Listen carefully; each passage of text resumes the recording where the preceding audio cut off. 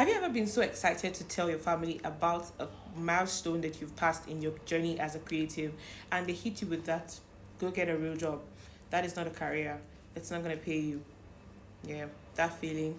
So this is what we will be discussing today at the Builder's Mind podcast. Welcome to episode 4 of the Builder's Mind, and this is PASHIE'S Corner. And just in case you're tuning in for the first time, PASHIE'S Corner is a podcast that caters for the mental health and well-being of creatives and young people like myself as we try to navigate this crazy world that we live in and just be happy, be sane, and find ourselves in midst of the noise and everything. And if you're just tuning in for the first time, please ensure to go watch other videos. They're going to bless you somehow because we already have the testimonies coming in. I'm so grateful for the 100 subscribers. Thank you so much for trusting me. And yes, this journey is just getting started. We're going to get better with time. And yes, let's dive right into today's conversation, y'all. And for the very first segment, we'll be discussing the reality of family doubt, right? And the first thing I noted is, why do family struggle to understand the creative career? Especially for myself as a Nigerian and other creatives that are friends with me, I'm sure you all will agree with the fact that it takes a loving parent, an understanding parent, to actually accept you as a child that wakes up one day and just tell your parents you want to be an artist of different kind. Literally, they will hit you with the whole, are your friends not doctors? Are your friends not lawyers? Are they not engineers? Are there not people like, they feel like the corporate 9 to 5 job is the one that is the job, right? Only a few parents actually let their kids to, flourish, even though some, it takes them a whole lot of struggle for them to even accept you at first. To them, they feel like you're going to miss out on the finances, you're going to miss out on being known or recognized in the public. They just feel like so long you choose the path to being a creative, shows some sort of unseriousness, or you're not going to be relevant unless you have to prove some certain things for them to actually accept that you're going to make it in the industry. Please, if I'm wrong, correct me, because I remember one time my younger sister was like, "Mommy, I think I want to be a superstar," and my mom gave her this look of, a superstar in which house? In which house? Like, and I have friends who would tell me their parents told them, if you want to do music, I'm not going to pay your school fees. If you want to do this, I'm not going to be responsible for your upkeep anymore. And because of the passion, they went ahead. And it was a struggle for them at first until they eventually found their path. And a lot of us, including myself, we are still finding our path. I studied business administration and management in school, right? So my parents already have this expectation of, oh, you're gonna get a job, you're gonna work in a corporate organization, you're gonna be an administrator, that. Before I could even, come up with this whole, I want to be a podcast star and this is what I love, and my mom already saw it in me, right? She already saw that this one is someone who would always be for the people. And the only reason why I was able to break out of that, okay, I think I'm moving into another segment, is the fact that I had a mindset of my own. I had to build my own mentality that not what people think of me, but what I know, what I believe in, the passion that I have for what I want to do, and the reason why I want to reach out to a lot of people was the only thing that kept me going, was the only thing that made them, they didn't have a choice but to let me do what I want to do.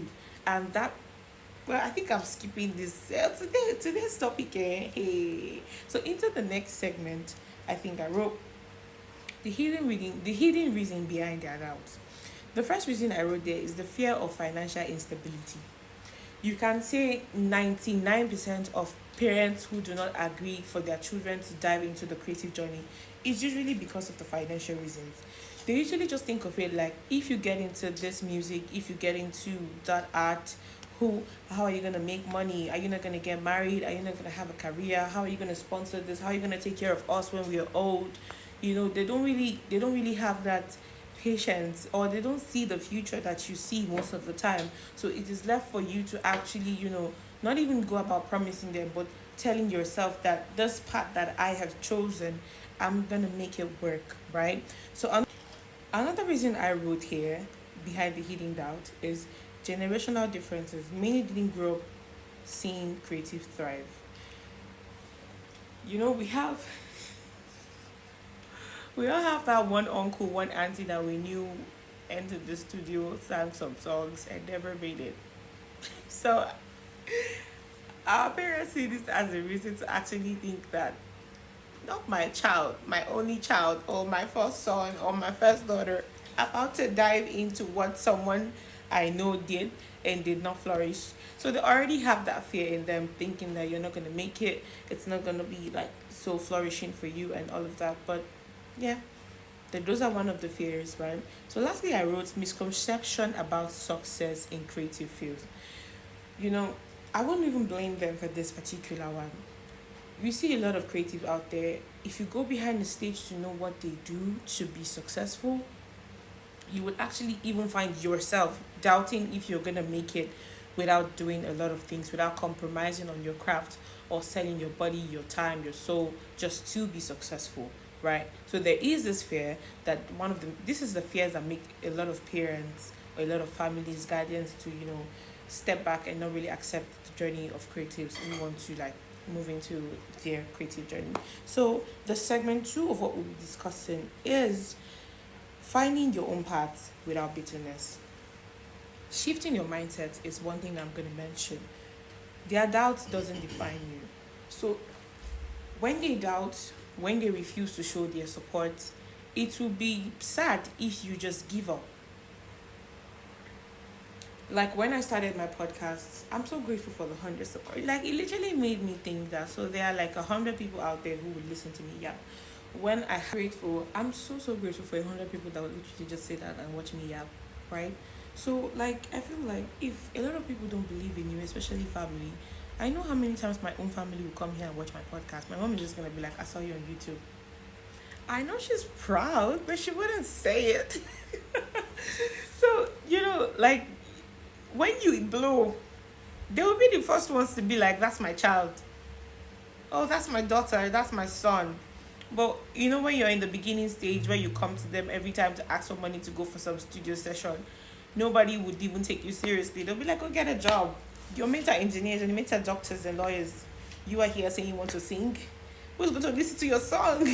I know that feeling, but do not give up on yourself because you are the one who has to first believe in yourself, believe in your craft, and believe that there is a sound for you. There are people for you. There's a generation that needs to hear you do what you do or see you do what you do, right? So do not give up on yourself.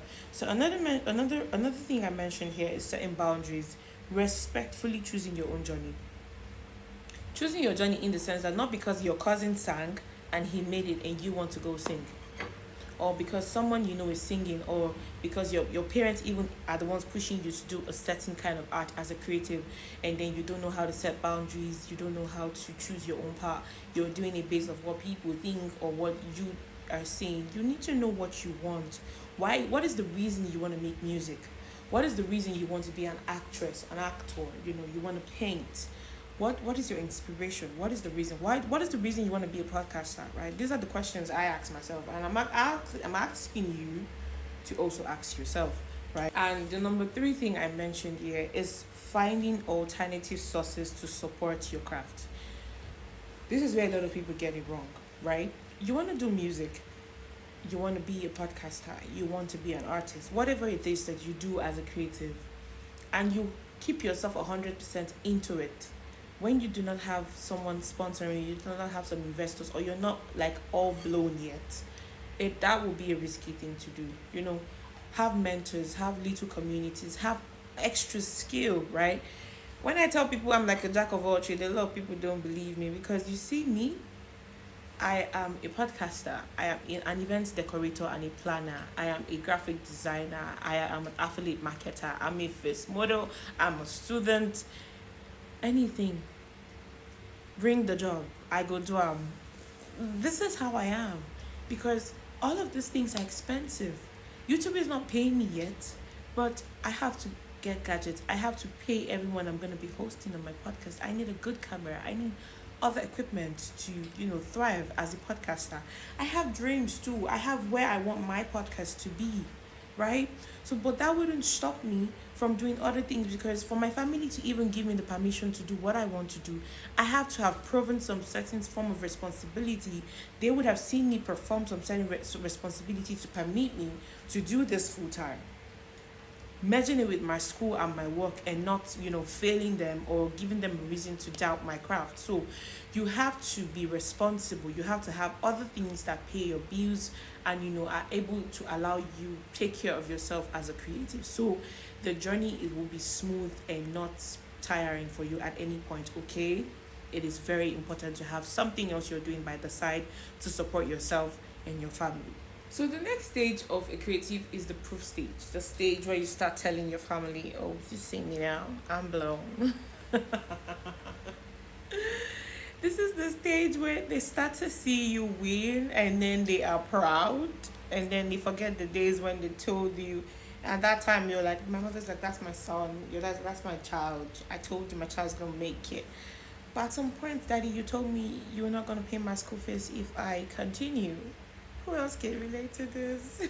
I'm not alone. I'm definitely not alone, right? So I feel like this is a stage where you start winning, your family begin to take you seriously. You try to prove them wrong and focus on work. You're not being disrespectful to them, but you're telling them that if you don't want to support me, it's fine. But this is what I want to do, and I'm gonna do it. And you do it, and they see that you're thriving. They see that you're gaining platforms that they never get to have why they did what they did, or why they were growing up. That's when they begin to support you. And then also get to motivate yourselves by listening to stories of creatives that, went through doubts, and their family rejected them. They went through some certain rejections, and they eventually made it. Those would be like a guide, a push for you to not give up. So when I was talking to a friend of mine about this episode, and then she laughed so much, and because I remember her journey as a musician, and how her mom kicked her out of the house because she would bring her friends in for rehearsals, and they would cause noise in the estate, and the neighbors would complain. I'm even a part of those friends, and she wrote me something to read out to you all. She said, if you're in a place where your family don't get it, know this: you're not alone, and your dreams are valid. Keep going. Stay consistent, and let your work speak for itself. This is very true. And this brings me back to the point where I mentioned there is a people for you. There is a people who would listen to you. There's a people who would get, that would understand what the essence of what you're trying to do. Just create value. People are attracted to value. And be consistent. I'm struggling with consistency. But every time I wake up, and every time the inspiration to talk about this thing comes up, I always do it immediately, because I feel like we are in a season where a lot of things are happening, and a lot of people are involved. The fact that you can rebel against your family and they just let you be doesn't mean that there are people out there that if they try it, they're gonna be grounded for life, or if their parents cut off their source of income, they will not be able to survive. So the prayer is always talk to God, tell him this is what you want to do. If it is his will for you to be this creative, it should help you with it. Help convince your family to trust you, help your family to believe that what you're doing is for a purpose and for a reason. And yeah, I just hope it ends well for all of us in this crazy world of ours. And I don't know, I come to the end of this episode. Thank you so much for staying with me through to the end. And these videos are proudly sponsored by Nouns and Flow does WTF. If you also are a creative and you want to bring up your creativity on chain, you should check out this platform. There are a lot of platforms in Web3 to explore, but this one is the one that creatives for doing what they know how to do best. So why would you be my friend and I wouldn't share opportunities with you? If you want further inquiries on how to come on chain and put your stuff on flows, please send the DM or use the link in my bio. Bye for now until we meet again. And yes, do not forget to like, share, subscribe, because there is someone who's going to love this. There's someone who needs to hear this. Okay? Thank you so much.